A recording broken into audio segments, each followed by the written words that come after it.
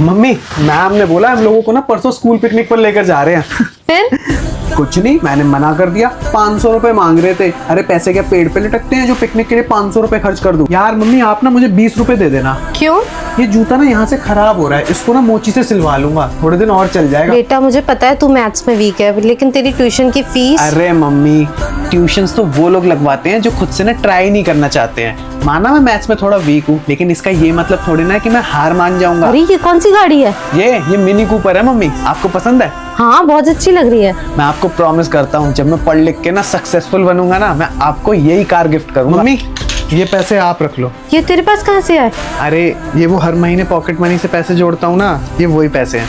अरे नहीं बेटा, ये तेरे पैसे ही, मैं नहीं ले सकती हूँ। अरे मम्मी, मैं भी तो इस घर का हिस्सा हूँ ना, अगर घर में कोई प्रॉब्लम आएगी तो मेरी भी रिस्पॉन्सिबिलिटी बनती है ना। मम्मी, मैं ना आपको प्रॉमिस करता हूँ, एक दिन ना मैं आपको अपना खुद का घर ला के दूंगा।